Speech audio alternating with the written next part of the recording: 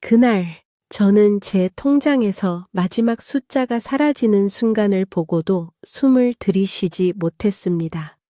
손끝이 떨렸고 제 이름이 찍힌 영수증이 마치 낯선 사람의 죄목처럼 보였습니다. 서랍에는 제가 아이들과 맺은 효도, 계약서, 사본이 얌전히 누워 있었고 휴대폰 화면에는 주식 리딩방 사기의 공지창이 환하게 빛나고 있었습니다. 황혼연애란 말이 제게 설렘으로 왔다가 의심으로 변하던 바로 그 주였고 제 머릿속에는 한 단어만 커졌습니다. 후회였습니다. 저는 70을 바라보는 나이에 혼자가 되었습니다. 남편은 늘 저보다 먼저 걸음을 재촉하던 사람이었고 세상에서도 먼저 나가버렸습니다. 장례를 치르고 돌아와 낡은 아파트 현관 비밀번호를 혼자 눌렀을 때 저는 참 이상한 침묵과 마주했습니다. 벽시계가 째깍거리는데도 집이 고요했습니다. 그때부터 제 생활은 작지만 단단한 규칙으로 이어졌습니다. 새벽에 동네 공원을 한 바퀴 돌고 골목 상가에서 봉투를 받아오는 아르바이트를 하고 저만 아는 비밀 통장에 조금씩 모아두는 일이었습니다. 누군가에겐 우스운 푼돈일지 모르지만 제게는 내가 나를 지키는 약속이었습니다. 아이들은 나름대로 성실했습니다. 아들 영수는 늘 바빴고 딸 미정은 재빠르고 정확한 사람이었습니다. 어느 날 미정이 먼저 효도 계약서 이야기를 꺼냈습니다. 저를 모신다는 기준을 분명히 하자는 취지였습니다. 저는 시작부터 마음이 쓰렸지만 미정은 분명한 약속이 있어야 형제 사이가 헷갈리지 않는다고 했습니다. 결국 저는 제 의자의 다리를 하나 잘라낸 사람처럼 종이에 인감 도장을 찍었습니다. 일주일에 한 번 방문, 병원 동행, 생활비 일정액 분담, 명절 일정 배분, 요양 필요시 역할 분담 등으로 채워진 서류였습니다. 서류는 단단했고 제 마음은 허전했습니다. 그 무렵 저는 공원에서 창근 씨를 만났습니다. 노란 모자를 눌러쓰고 쓰레기 집게로 담배꽁초를 줍던 사람이었습니다.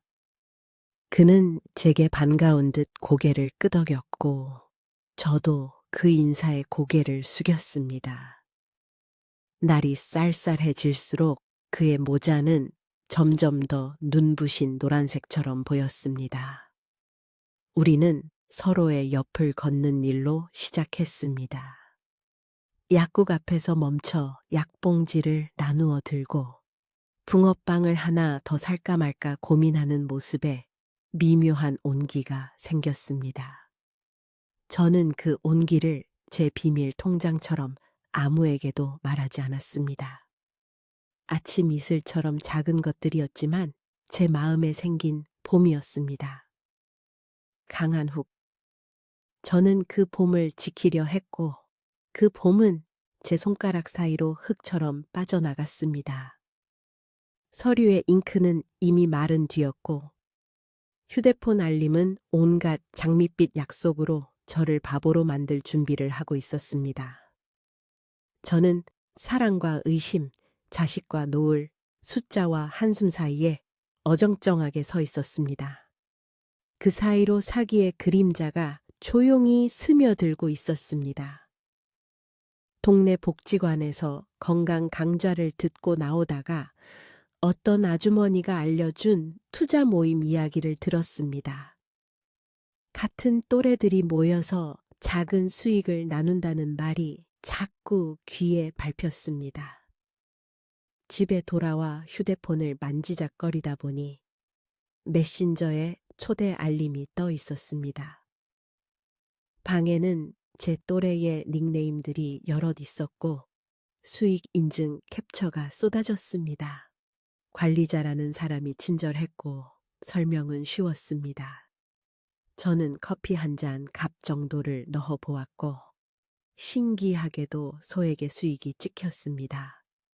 다음 날엔 조금 더 넣었고, 또 그 다음 날에는 제 비밀 통장의 일부를 움직였습니다.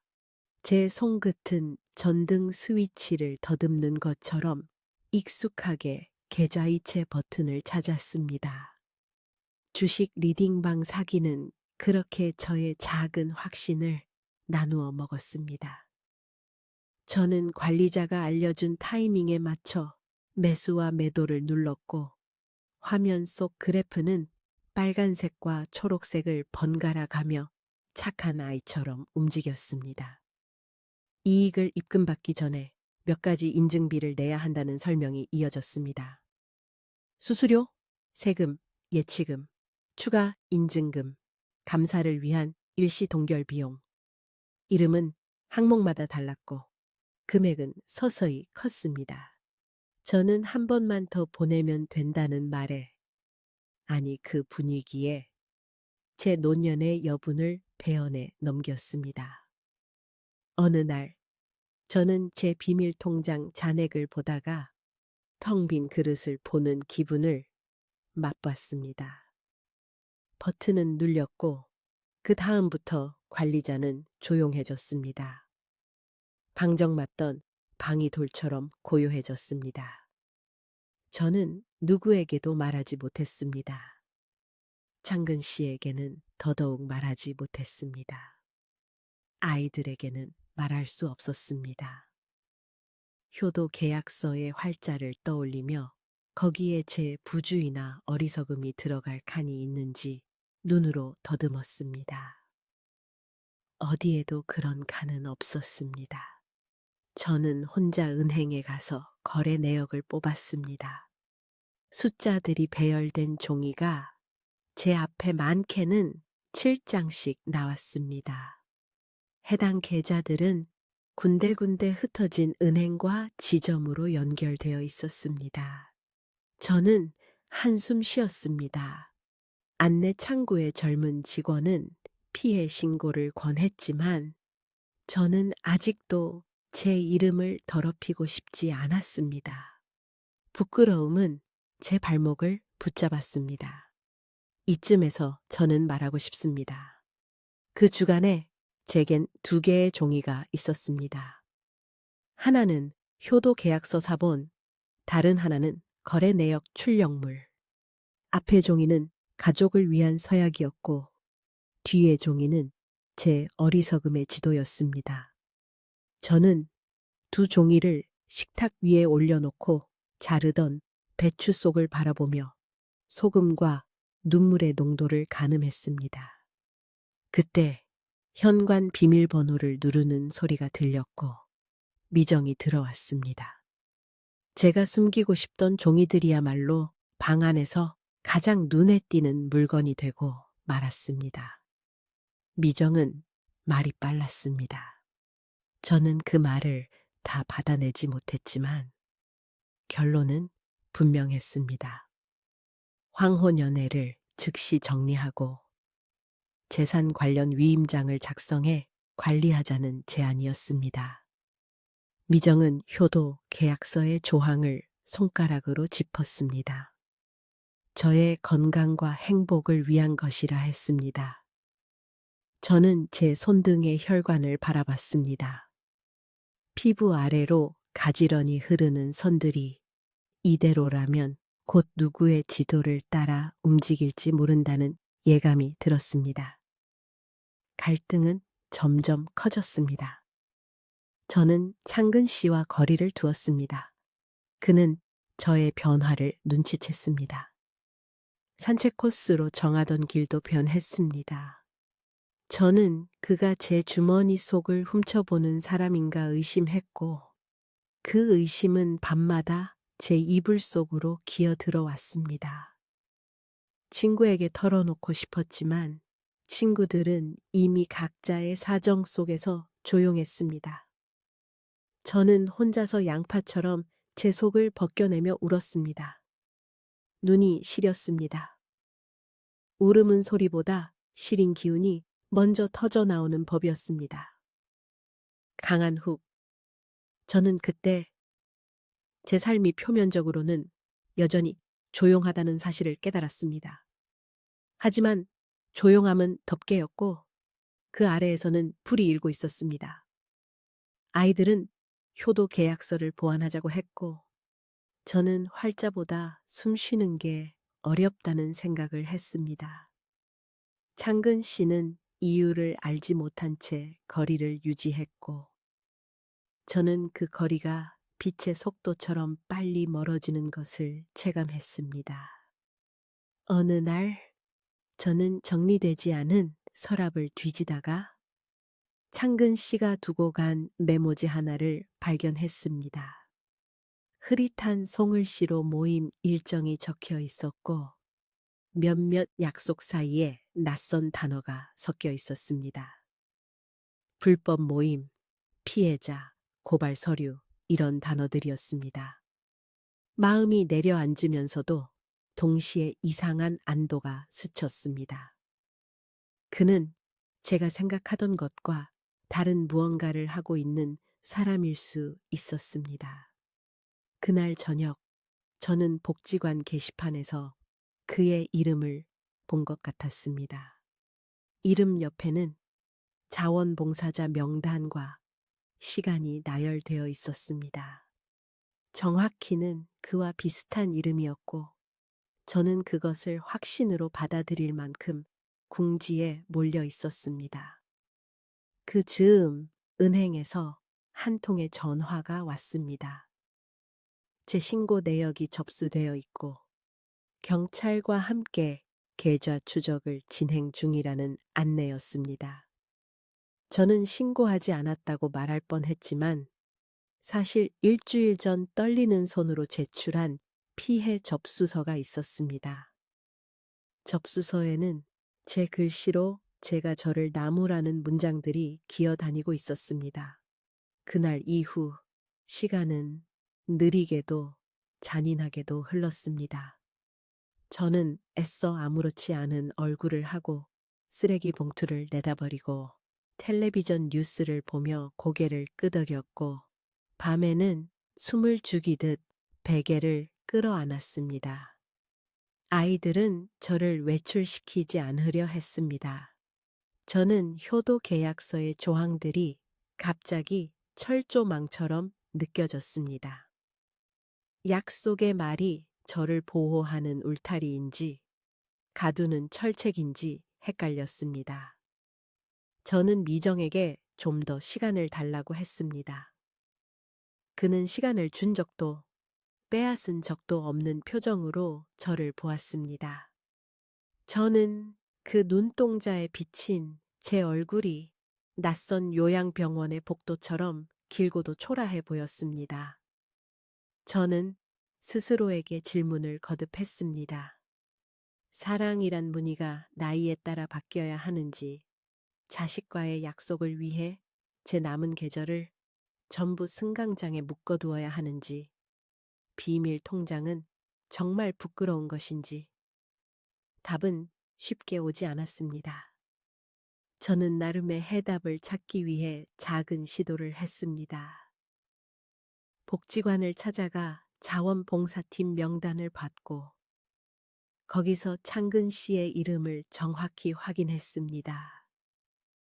그는 사기 피해자 모임 상담을 돕는 일정에 이름을 올리고 있었습니다. 정고의 햇살 아래에서 저는 눈을 오래 감았다 떴습니다. 심장 박동이 오후 햇살처럼 선명하게 느껴졌습니다. 결정적 단서가 여기서 저를 흔들었습니다. 창근 씨의 일정표에 표시된 어떤 약속 장소가 제가 경찰에 제출한 피해 접수서의 담당 경찰서와 동일했기 때문입니다. 저는 캘린더의 숫자들을 다시 확인하고 복지관 책상 위에 망설임처럼 놓인 명함들 속에서 같은 경찰서 이름을 찾았습니다. 이름과 이름이 이어지는 지점에서 제 의심과 믿음이 싸움을 멈추고 서로를 바라보았습니다. 저는 그날 집에 돌아오자마자 서랍 속 거래 내역을 다시 펼쳐놓고 메모지 옆에 나란히 놓았습니다. 제 서랍은 그날만큼은 서류가 아니라 숨을 쉬는 생물처럼 느껴졌습니다. 끝내 사건은 표면 위로 떠올랐습니다. 경찰서에서 연락이 왔고 저는 피해자 대면 설명회에 참석했습니다. 낯선 의자들이 줄지어 놓인 공간에서 저는 제 또래의 어깨가 떨리는 것을 보았습니다. 제 이름이 불리고 제 차례에 맞춰 저는 제 실수를 입술에 올렸습니다. 그리고 그 방의 한쪽 문이 열리며 들어온 사람을 보고 제 심장은 깃털처럼 들썩였습니다. 창근 씨가 경찰들과 함께 들어왔습니다. 그는 조사에 협조한 자원봉사자이자 이전에 유사한 사기의 피해를 당한 경험자로서 긴 시간 자료를 모아온 사람이었습니다. 황혼연애의 대상이자 어쩌면 제가 가장 의심했던 사람. 그는 그 자리에서 조용히 고개를 숙였고 저는 제 무릎 위에 얹은 손을 가만히 보았습니다. 강한 훅. 저는 그때 처음으로 안도와 수치가 같은 무게를 가진다는 사실을 알았습니다. 의심하느라 놓친 온기와 믿지 못하느라 붙잡지 못한 손. 효도 계약서의 활자들이 허공에서 순식간에 사족으로 느껴지는 순간이었습니다. 사기는 저의 전 재산이 아니어도 저의 늦은 계절을 갉아먹을 수 있는 것이었습니다. 그 뒤로 몇 주가 더 흘렀습니다. 경찰은 주식 리딩방 사기의 조직 계좌를 추적했고 몇몇 계좌의 동결과 일부 환급 가능성에 대해 설명했습니다. 저는 깎아내어 보낸 돈의 아주 일부를 돌려받았습니다. 그 돈은 제게 숫자 이상의 무언가였습니다. 제가 제 이름을 결코 포기하지 않았다는 증표 같았습니다. 저는 비밀 통장을 폐쇄하지 않고 이름을 바꿔 새로 만들었습니다.